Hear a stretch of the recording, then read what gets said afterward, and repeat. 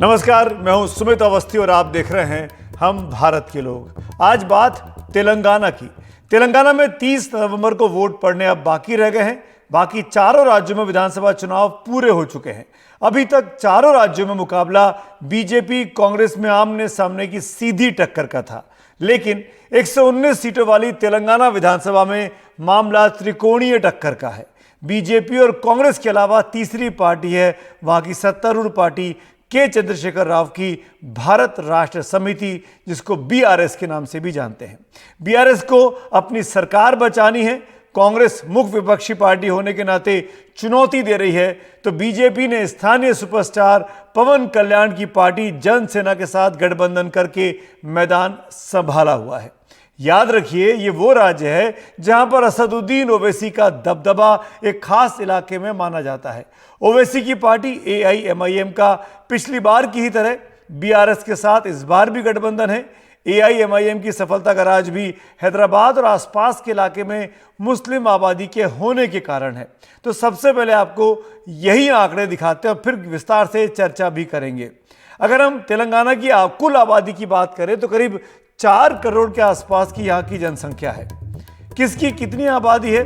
तो राज्य में करीब 85.1% हिंदू आबादी है, 12.7% मुस्लिम आबादी है। अन्य आबादी जिसमें क्रिश्चियन ज़्यादातर हैं वो 2.2% के आसपास है। अब अगर पिछली विधानसभा की तस्वीर की बात कर ली जाए, 2018 में क्या कहा था, क्या सूरत थी विधानसभा की, तो वो आपको बता देते हैं। उसके बाद फिर हम मुद्दे की ओर आगे बढ़ेंगे। जैसे कि मैंने कहा, 119 विधानसभा सीटें हैं। बीआरएस के पास 88 सीटें आई हैं, जो पिछले 2014 के मुकाबले 25 सीटें ज़्यादा थी। कांग्रेस के खाते में 19 सीटें आई थी पिछली बार, जो 2 कम आई थी।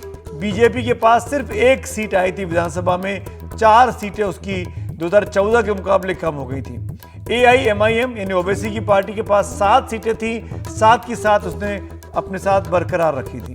टीडीपी के पास 2 सीटें थी, 13 सीटें कम हुई थी। आपको बताएं, 2018 का चुनाव टीडीपी यानी चंद्रबाबू नायडू की पार्टी और कांग्रेस ने मिलकर लड़ा था।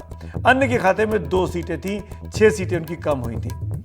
त्रिकोणीय टक्कर होने के कारण तीनों ही पार्टियों ने इस वक्त चुनाव प्रचार में पूरी ताकत झोंकी हुई है। बीजेपी की तरफ से पीएम मोदी का रोड शो हैदराबाद में हो रहा है, रैलियां हो रही हैं। गृह मंत्री अमित शाह लगातार वहां पे दौरे कर रहे हैं। पार्टी के अध्यक्ष जेपी नड्डा की भी ताबड़तोड़ रैलियां हुई हैं, प्रेस कॉन्फ्रेंस हुई हैं। तो कांग्रेस की तरफ से कमान राहुल गांधी और प्रियंका गांधी और मल्लिकार्जुन खड़गे, जो कि पार्टी के अध्यक्ष हैं, उन्होंने संभाली हुई है। बीआरएस यानी जो वहां की स्थानीय पार्टी है, उसके पास कोई बड़ा राष्ट्रीय चेहरा तो नहीं है, लेकिन सीएम के चंद्रशेखर राव की राज्य में जबरदस्त लोकप्रियता रही है। पिछली बार 88 सीटें जीते थे 119 में से, और उनके चेहरे और 5 साल के उनके काम के नाम पर बीआरएस इस बार वोट मांग रही है। और सबसे खास बात यह है कि तीनों पार्टियां, तीनों गठबंधन एक दूसरे पे इल्जाम लगा रही हैं कि वो बाकी 2 के साथ मिली हुई है। कांग्रेस कह रही है कि बीजेपी बीआरएस मिले हुए हैं, बीआरएस कह रही है कि कांग्रेस बीजेपी मिली हुई है, और बीजेपी कहती है कि बीआरएस कांग्रेस मिली हुई है। सुनते हैं पहले कैसे वाद विवाद चल रहा है। केसीआर ने किसानों को पानी देने के नाम पर भी करोड़ों का भ्रष्टाचार किया।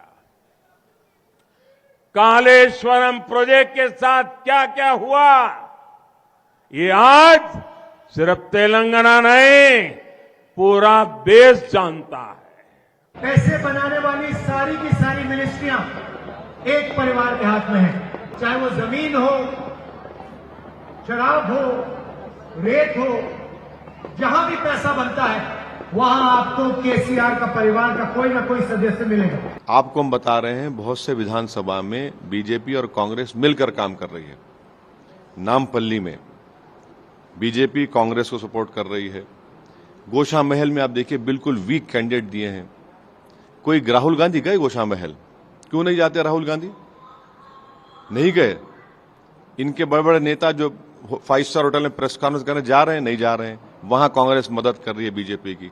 निजामाबाद में उल्टा कांग्रेस बीजेपी की मदद कर रही है। निर्मल में कांग्रेस बीजेपी की मदद कर रही है। तो सुना आपने, एक दूसरे पर इल्ज़ाम लगा रहे हैं कि एक दूसरे की मदद कर रहे हैं। त्रिकोणीय मुकाबला है, कौन किसका दोस्त है, कौन किसका दुश्मन है। ये तो 30 तारीख को तेलंगाना की आबादी जनसंख्या तय करेगी। आपको 2018 के नतीजों के हिसाब से बताऊं, इलाके में, क्योंकि इस राज्य में मुस्लिम बहुल सीटें भी बहुत हैं, करीब 20% से अधिक जनसंख्या वाली जो सीटें हैं उनकी क्या स्थिति रही थी, ये आंकड़े बहुत दिलचस्प हैं। बीआरएस के पास 8 सीटें ऐसी आई थी जहां पे मुस्लिम बहुल हैं, 20% से ज़्यादा है। कांग्रेस के पास केवल 1 सीट ऐसी आई थी, बीजेपी के पास 1 सीट ही आई थी, एआईएमआईएम के पास 7 सीटें आई थी। यानी कुल जो सीटें हैं वहाँ पर जो मुस्लिम बहुल कही जाती हैं, जहाँ पे 20% से आबादी की ऐसी 17 सीटें हैं, वो ज़्यादातर बीआरएस और एआईएमआईएम की जो आपस की साझेदारी थी उनके बीच बढ़ गई थी। मेरे साथ इसी मुद्दे पर बात करने के लिए कि मुस्लिम फैक्टर कितना डोमिनेटिंग है इस चुनाव में, क्योंकि आज प्रधानमंत्री का रोड शो भी हुआ है, वो बीजेपी और अमित शाह भी पूरा जोर हैदराबाद में लगा रहे हैं। उमा जी मेरे साथ जुड़ गई हैं। उमा जी, मेरा पहला सवाल आपसे यही है, जो ज़मीनी हालात हैं वो क्या दिखाई देते हैं आपको?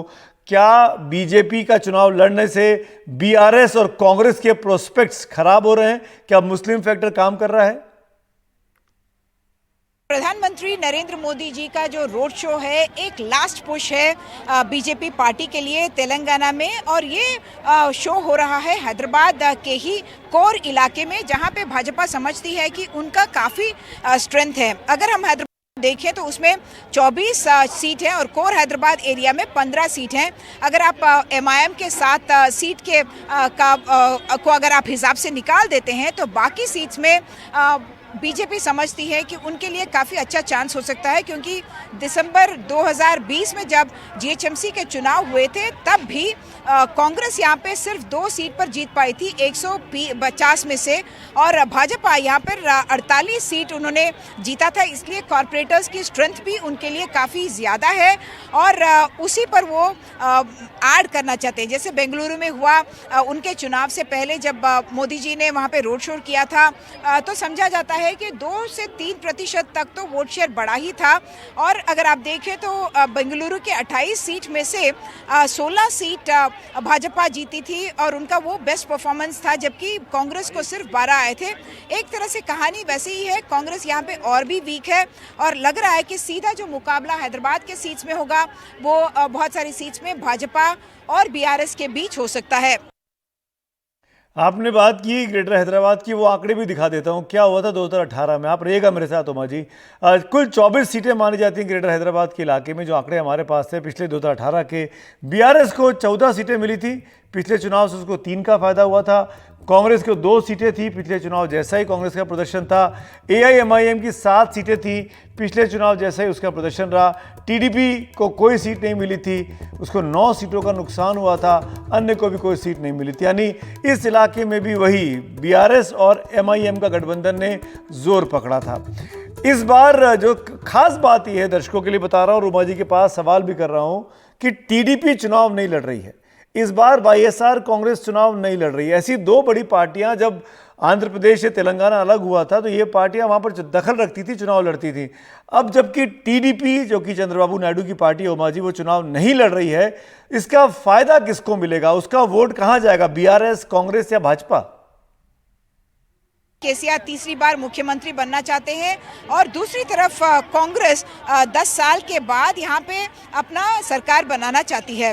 भाजपा एक तरह से तेलंगाना को एक अपॉर्चुनिटी के तौर पे मान रहा था और दिसंबर 2020 में उनके जीएचएमसी इलेक्शन के शोइंग के बाद और 2019 में अगर आप देखेंगे तो उनका जो वोट शेयर था वो 7% था 2018 के विधानसभा चुनाव में, और फिर 2019 में उनका वोट शेयर 19-20% तक हो गया था। और उसी को बिल्ड करते हुए भाजपा चाहेगा कि उनका जो वोट शेयर है वो बढ़े, और अगर पिछले साल 105 से ज़्यादा सीटों में वो डिपॉजिट हार गए थे, डिपॉजिट खो गए थे, तो इस बारी उनको लग रहा है कि वो एक स्ट्रॉन्ग फाइट देंगे एटलीस्ट 30 या 35 ऐसे सीटों में। मेरे साथ 2 खास मेहमान भी हैं। रशीद किदवई साहब हैं जो कि वरिष्ठ पत्रकार हैं, अमिताभ तिवारी जी हैं चुनावी विश्लेषक। आप दोनों का स्वागत है।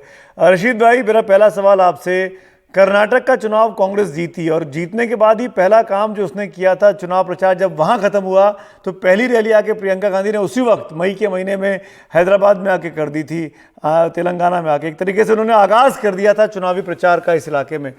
क्या इन मई से लेकर नवंबर के महीने आते आते क्या कांग्रेस पार्टी रेस में आ गई है? क्या कांग्रेस पार्टी से ही मुकाबला बीआरएस कर रही है? जी सुमित, और ये मुझे लगता है बहुत बड़ी कांग्रेस पार्टी के लिए एक राजनीतिक रूप से उपलब्धि है कि जहां जिस पार्टी का बिल्कुल नामो निशान एक तरीके से मिट गया था, उसका अस्तित्व मिट गया था, और वहां अगर वो वापसी कर रही है और बहुत दमखम से कर रही है। देखिए आज जो चुनाव हो रहा है तो बीआरएस है और उसके बाद कांग्रेस है। मतलब प्रधानमंत्री बहुत ज्यादा प्रचार कर रहे हैं, लेकिन भाजपा कहीं टक्कर में नहीं है कि सत्ता के उसमें आए। उसकी सत्ता की चाबी जरूर हो सकती है कि अगर हंग हाउस हो और भाजपा की जो सिंगल डिजिट में 7, 8, 9 सीटें हो, वो किसी को समर्थन करके सरकार बनवा दे और वो बीआरएस के पक्ष में जा सकती है वो बात। लेकिन कांग्रेस की एक बहुत बड़ी कहानी है। सुमित, एक और चीज मैं आपसे बताना चाहूंगा कि देखिए जहां भी जो तीसरी पार्टी का उदय हुआ है, मतलब गैर कांग्रेस पार्टी का उदय हुआ है क्षेत्रीय स्तर पे, वहां कांग्रेस का नामो निशान मिट गया। आप बंगाल की बात कर जी। रहे हैं, आप उत्तर प्रदेश की बात कर रहे हैं, आप मोटे मोटे तौर पे आप बिहार की बात कर रहे हैं, आंध्रा की बात कर रहे हैं, तमाम जगह, और वहां कांग्रेस फिर वापस पनप नहीं पाई। उड़ीसा की बात करें, ऐसे अनेक ऐसे 13-14 राज्य हम पूर्वोत्तर के भी गिना सकते हैं। तो ये एक अपवाद होगा अगर एक ऐसी बात होती है कि सुमित जहां कोई भी बाजी अगर कांग्रेस वापस ले आती है, तो ये एक मुझे लगता है कि राजनीतिक रूप से एक भूचाल आएगा। इसलिए जो इंटरेस्टिंग ये बात अभी आप कह रहे हैं रशीद सेमीफाइनल भाई। की आप बात अमिताभ कर जी रहे के हैं पास सुमित। चलते हैं, एक कमेंट के लिए पहले उनसे लेता हूं। अमिताभ जी, हैदराबाद के आसपास का इलाका जो है जहां पर बड़ी संख्या में अल्पसंख्यक हैं, जहां पर एमआईएम का जोर है और बीजेपी ने भी पूरा जोर वहीं लगा रखा है, जिस तरह के रोड शोज रैलीज प्लान हुए हैं प्रधानमंत्री के, होम मिनिस्टर के, वो ये दिखा रहा है कि बीजेपी, क्या आपको ये दिख रहा है कि एक तरीके से पोलराइज कर कर चीज़ों को डिवाइड करने की कोशिश की जा रही है और ये कोशिश की जा रही है कि ट्रायंगुलर कॉन्टेस्ट हो जाए, बीआरएस हो या कांग्रेस हो, क्लीन मेजॉरिटी ना आए, बीजेपी एक किंग मेकर की भूमिका में आए? ये देखिए, बीजेपी के दो ऑब्जेक्टिव हैं। पहला ऑब्जेक्टिव है कि भाई कांग्रेस पार्टी ये चुनाव ना जीते, सीधी बात है। दूसरा ऑब्जेक्टिव है कि बीआरएस बीजेपी पे डिपेंडेंट रहे, यानी बीजेपी के बिना उसकी सरकार ना बने। ये दो ऑब्जेक्टिव्स के साथ बीजेपी लड़ रही है चुनाव। अब 70 से 75% सीटों पर तो बाइपोलर कॉन्टेस्ट है बीआरएस और कांग्रेस के बीच में लार्जली, लेकिन 25 से 30% सीटों पर ट्रायंगुलर कॉन्टेस्ट है, जिसमें जीएचएमसी के भी 21 सीटें या 24 कर दो, कुछ लोग 28 कहते हैं, वो सीटें आ जाती हैं। अब कांग्रेस पार्टी यहां स्ट्रक्चरली कमजोर हो गई थी, जैसा राशिद जी ने कहा, 12 एमएलए मर्ज हो गए थे बीआरएस में। कांग्रेस पार्टी की आज वहां पर दिक्कत ये जीएचएमसी का ही इलाका है। जीएचएमसी के म्युनिसिपल कॉर्पोरेशन में कांग्रेस पार्टी चौथे नंबर पर पहुंची थी। कांग्रेस पार्टी 21 सीट या 24 सीट आप जो भी कह लें, उसमें से आज तक हिस्टोरिकली सिर्फ 2 सीटों पे ही जीती है। जो मुस्लिम बहुल इलाके हैं भारत में, कहीं भी मुस्लिम बहुल इलाकों में कांग्रेस पार्टी आपको अच्छी संख्या में दिखेगी। यहां पर 17 सीटों की आप बात कर रहे थे, उसमें से 15 सीटें बीआरएस और एआईएमआईएम के पास हैं। तो कांग्रेस पार्टी की कमजोरी जो है तेलंगाना में, वो है जीएचएमसी इलाका। जीएचएमसी के 21 या 24 सीटों में वो कंटेंशन में ही नहीं है, इसलिए उसको 60 सीटें जो हैं वो लगभग बाकी 100 सीटों से जीतनी है। इसलिए भी उसका जो जो जो स्ट्राइक रेट है इन बाकी की सीटों पर अच्छा होना चाहिए। एमएलएस की नॉन परफॉर्मेंस बहुत बड़ी एक इशू है, और देखना पड़ेगा कि एआईएमआईएम और बीजेपी कितना पुल डाउन करते हैं कांग्रेस को जीएचएमसी इलाके में। देखिए अनफॉर्चुनेटली एक काउंटर सवाल आपसे अमिताभ, फिर रशीद भाई आपके पास आता हूं, और वो ये कि जिस बीआरएस के खिलाफ लगातार प्रधानमंत्री कैंपेन कर रहे हैं, अगर ये जरूरत पड़ती है सपोर्ट लेने की बीआरएस को, कि तो क्या लगता है कि ये पोस्ट पोल अलायंस हो सकता है बीजेपी और बीआरएस का 24 के नजर पर रखते हुए? नहीं, देखिए डिपेंड करता है कि रिजल्ट कैसा आता है। मार्जिनली हंग होता है या सिग्निफिकेंटली हंग होता है। सिग्निफिकेंटली हंग होता है यानी अगर बीआरएस 10-15 सीटों का फासला एआईएमआईएम के सपोर्ट के बाद भी रहता है, तो कोई जरूरी नहीं है कि बीजेपी वहां पर बीआरएस को सपोर्ट करे। एक प्रेसिडेंट रूल का भी ऑप्शन है, जिसको 5 या 6 महीने खींचने के बाद 2024 के लोकसभा चुनाव के बाद बीजेपी अपनी रणनीति जो है वो साफ कर सकती है। राइट। रशीद भाई, आपसे आप ये बताइए, मुद्दों की अगर बात की जाए तो एक भ्रष्टाचार बड़ा मुद्दा कांग्रेस बना रही है बीआरएस को घेरने के लिए, जाति जनगणना की बात कर रही है। और जैसे कि अभी उमा सुधीर बता रही थी, हमारी सहयोगी, अब तो नहीं है मेरे साथ, लिंक टूट गया, वो ये कह रही थी कि हैदराबाद के बाहर के जो इलाके में मुस्लिम डोमिनेटेड इलाका है वो कांग्रेस के खाते में जाता दिखता है इस बार। वो एमआईएम के पास नहीं जा रहा, वो बीआरएस के पास नहीं जा रहा, जो कि गया था पिछली बार। ऐसे में क्या लगता है आपको?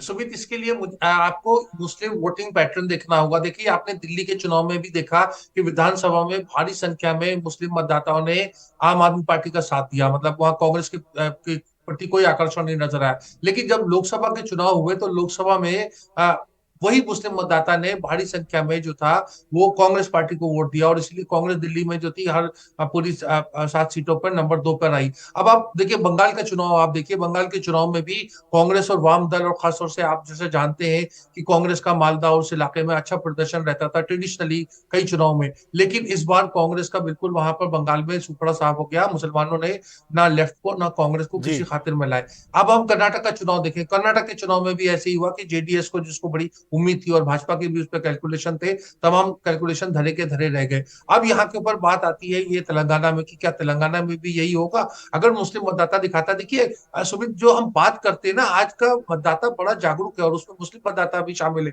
उसे सारा खेल समझ में आ रहा है कि कैसे जो है बीआरएस का एक पॉसिबिलिटी है, जिसका आप भी जिक्र कर रहे हैं, भाजपा के साथ एक अलायंस है, और बीआरएस का और एमआईएम का भी है। एमआईएम की रशीद भाई, बीच में बोल रहा हूँ, वक्त की कमी है, माफी चाहूंगा मैं, लेकिन आप दोनों का बहुत बहुत शुक्रिया। और ये बहुत इंटरेस्टिंग है क्योंकि दो बड़ी राष्ट्रीय पार्टियों का दमखम स्टेक पर लगा हुआ है। तेलंगाना जैसे साउथ के राज्य में पहले तो साउथ की पार्टियां लड़ती थी तो हिंदी बेल्ट में उसकी इतनी चर्चा नहीं होती थी, पर कांग्रेस और भाजपा ने पूरी ताकत झोंकी हुई है। इसीलिए तेलंगाना का चुनाव भी यहाँ पर हिंदी बेल्ट में बैठकर भी काफ़ी ज़्यादा दिलचस्पी जगा रहा है। कल आखिरी दिन है प्रचार का, 30 तारीख को वोट पड़ने। वक्त हो गया ब्रेक का, ब्रेक के उस पार वीडियो ऑफ द डे।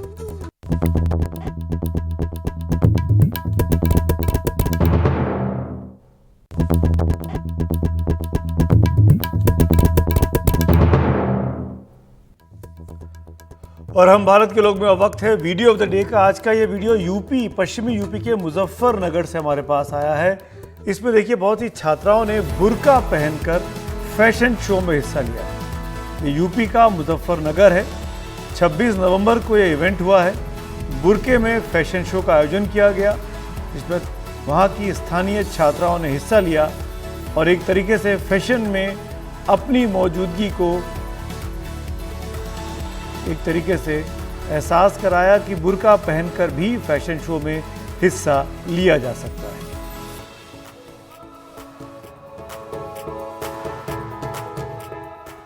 तो हम भारत के लोग में आज फिलहाल इतना ही। वक्त है ब्रेक का, ब्रेक के उस पार राज्यों की जंग, और साथ में आपके होंगे मेरे सहयोगी अखिलेश शर्मा।